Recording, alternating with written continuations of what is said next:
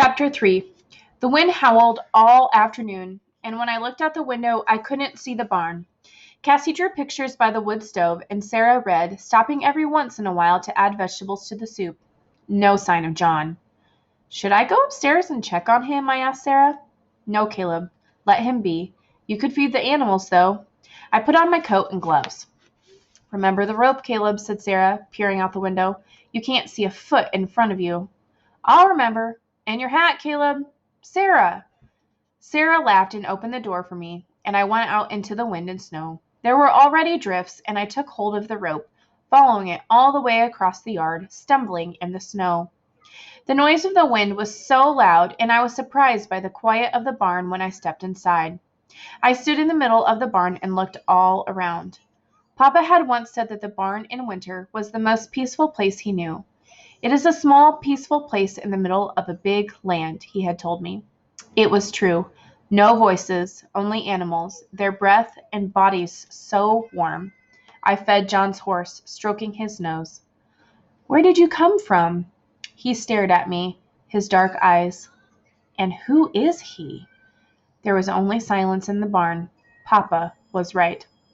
The barn, so small, in a big place. Peace. John is awake, announced Cassie when I returned to the house. I can see. John sat at the table drinking tea. Seal sat at his feet. Min was now sleeping in Seal's basket. You look better, said Sarah. I am better, said John. Cassie studied John closely. Finally, he put down his cup of tea. What? He said gruffly. Are you a robber? Asked Cassie. Cassie, warned Sarah. No, said John. I am not a robber. Sarah carried an armful of laundry upstairs. I opened my book. I'm writing about you, I told John. John frowned. There is nothing to write about me, he said. But I have already written some things. I pushed the book over for him to read. John's lips were set in a thin line. He didn't even look at my book. He turned to Cassie, who had been staring at him all this time. Doesn't she do anything? He asked me. I smiled. She's little. She doesn't do much. She draws. She plays hide and seek. Hide and seek? Good idea. Go hide, he said to Cassie. Cassie waited. You have to count, I said. 1, 2, 3, 4. Slower, I told him.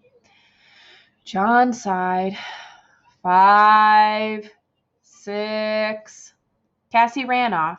John leaned back, looking pleased. There, he said. She's gone. He lifted his cup of tea. Ready, called Cassie from somewhere in the house. Now you have to go find her, I said. You go find her. I'm coming, I called.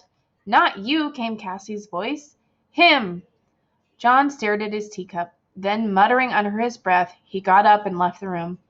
I'm coming, he called. I'm coming, repeated softly. I looked at my open book. I wrote. He didn't even look at it. Why wouldn't he look at what I wrote? Maybe he's afraid. But what is he afraid of? We ate with the oil lamp throwing light across the table. Grace, Cassie, said Sarah. John stopped, his spoon halfway to his mouth. Cassie waited for him to put it down. God is great, God is good, and we thank him for our food, said Cassie. Food, corrected Sarah. Food, repeated Cassie. John ate quietly, not looking at anyone, especially Cassie. John didn't look at Cassie as if he knew what I knew. When you look at Cassie, she asks a question. Always. This didn't work for John. Do you have any children? Asked Cassie. Don't pry, Cassie, said Sarah. What does pry mean? Asked Cassie.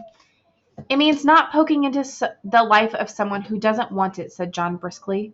But I want to know, said Cassie matter-of-factly. What I want is for you to eat your dinner, said Sarah sternly. I smiled. Cassie makes me think of you, Sarah. When you first came here, you asked lots of questions. Sarah smiled too.